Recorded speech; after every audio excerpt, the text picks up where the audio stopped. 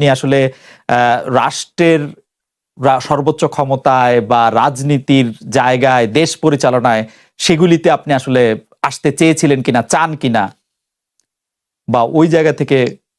যদি চাইতাম খালেদ, যদি চাইতাম, তখন যখন মিলিটারি আমার বাসায় এসে বসে রইল সারা রাত আমাকে রাজি করানোর জন্য, আমি তো লুফে নিতাম। রাজি করানোর জন্য বসে থাকতে হবে কেন?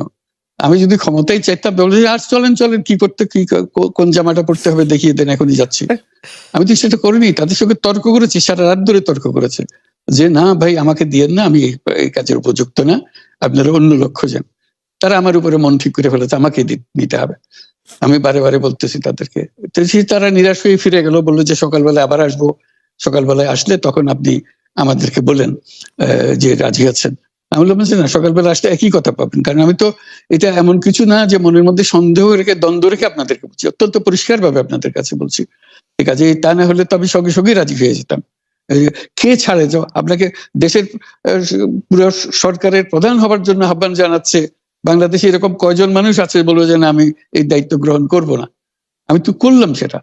এখন আমার নামে বলা হচ্ছে 10 বছর চেয়ে, আমি বছর নিয়ে তো প্রশ্নই উঠে না।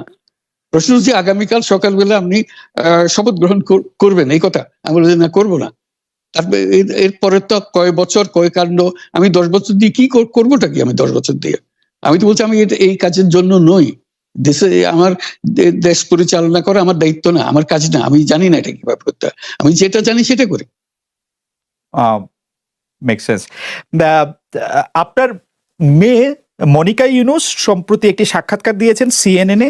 সেখানে আমি তাকে একটু যদি অনুবাদ করি তাহলে সেরকম পড়তে পারবো, যে আমি তাকে উদ্ধৃত করছি যে কোনো এক সময় প্রধানমন্ত্রী শেখ হাসিনা ও ডক্টর ইউনুস একসঙ্গে কাজ করেছেন।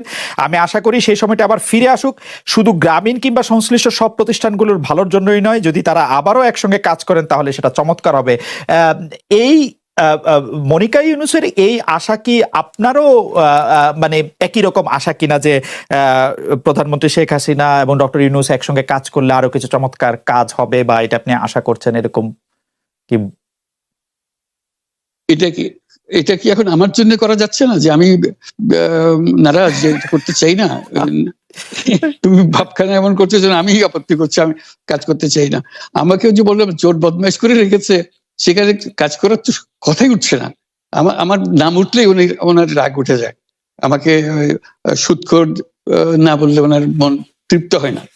আমাকে চুবিয়ে না ডুবালে, পদ্মা নদীতে আমাকে চুবিয়ে না ডুবালে ওনার মনে শান্তি আসে না।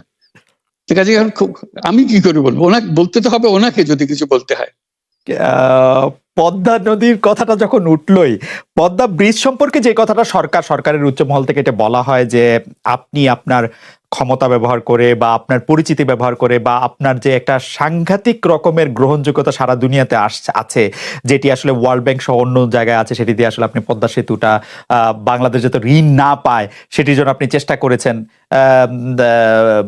এই ব্যাপারটা নিয়ে কি আপনি একটু কিছু বলবেন, যে এটা আপনার বিরুদ্ধে একটা অভিযোগ? কি বলবো, এটা বলো, এটা হাস্যকর একটা কথা মুখ থেকে বলে ফেললো চোর ডাকাতের মতো, এটাও আরেকটা বলে ফেললো, এটাই সত্য হয়ে গেল।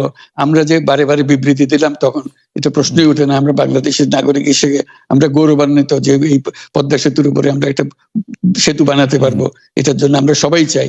কাজে এটা তো বিরোধিতা করার তো প্রশ্নই উঠে না। কেন বিরোধিতা করবো? দেশে যে একটা বড় রকমের ঘটনা ঘটতে যাচ্ছে সেটা তো আমরা সবাই সমর্থন করেছি। বলেই চললেন। এখন একজনে বলতে থাকলে তো আমার করার কিছু তো নাই। উনি এত শক্তিধর যে এখানে আমার কথা তো কিছুই থাকে না। ওনার সব সরকারের যাবতীয় প্রচার যন্ত্র ওনার হাতে। আমার তো আমার গলার যত তীক্ষ্ণ। আপনি তো কথা বলেন না, বললে তো নিশ্চয়ই আপনার সাথে না। একটি প্রশ্ন আসছে যে পদ্মা সেতুর যখন উদ্বোধন করা হবে তখন কি আপনাকে নিমন্ত্রণ জানানো হয়েছিল, যে মানে রাষ্ট্রের পক্ষ থেকে এরকম বলা হয়েছিল যে আপনাকেও নিমন্ত্রণ জানানো হবে, বা আপনি মনে আছে কিনা? মনে পড়ে না এরকম করছে। আচ্ছা, গ্রামীণ ব্যাংকের আপনি যখন মানে গ্রামীণ টেলিকমটা আপনি প্রতিষ্ঠা করেন, সেই সময়ে গ্রামীণ টেলিকমের সাথে গ্রামীণ ব্যাংকের সম্পর্কের যে বিধিমালা, সেই বিধি কি আপনি যখন চলে এসেছেন গ্রামীণ ব্যাংক থেকে সেটি পরিবর্তন করা হয়েছিল? তো সেই পরিবর্তনটির জায়গাটা যদি আমাদের একটু পরিষ্কার করতেন। পরিবর্তন ছিল যে আগে এটা নমিনেট করতে পারতো গ্রামীণ ব্যাংক চেয়ারম্যান পদের জন্য একজন লোক নমিনেট করতে পারতো। আমরা যেহেতু গ্রামীণ ব্যাংক থেকে আমাদেরকে সরিয়ে দেওয়া হয়েছে, তখন আমরা মনে করলাম যে এটা রাখার আর দরকার নাই, গ্রামীণ টেলিকম থেকে সেই পদটা আমরা পরিষ্কার করে দিয়েছি, যখন এটা আর দরকার নাই। এইটুকুই পরিবর্তন হয়েছে। এটা ন্যায়সঙ্গতভাবে পরিবর্তন করার ধারা অনুযায়ী যা যা করতে হয় সেটা করা হয়েছে। এতে তার ইচ্ছা বা তার কর্তব্য, তার করণীয় যে অবজেক্টিভস আছে, কোথাও পরিবর্তন হয় নাই।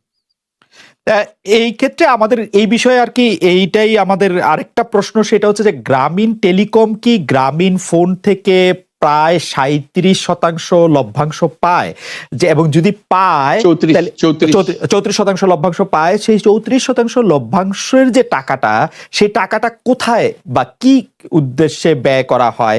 সেই সামাজিক ব্যবসায়, যেটি আসলে আপনার প্যাটেন্ট করা সোশ্যাল বিজনেস, সেটির কাঠামোটা আসলে কি, বা সেটি কিভাবে আপনি করেন? সামাজিক ব্যবসা হলো এমন একটা নতুন ধরনের ব্যবসার চিন্তা, যেটা আমরা প্রমোট করছি, আমরা নিজেরা প্র্যাকটিস করছি। যেটা ব্যবসা মানে হলো মুনাফা করা, ব্যক্তিগত মুনাফা করা, এবং তার লক্ষ্য হলো সর্বোচ্চ মুনাফা করা। এটি হলো ইকোনমিক্স এর নিয়ম, যে সর্বোচ্চ মুনাফা যদি করি সবকিছু ঠিকঠাক মতো চলবে। আমরা বললাম যে এটা ভুল জিনিস, যে সর্বোচ্চ মুনাফার মধ্যে দিয়ে মানুষকে এক রকমের নেশাগ্রস্ত করেছে, এই মুনাফার নেশার মধ্যে তাকে ঢুকিয়ে দেওয়া হয়েছে।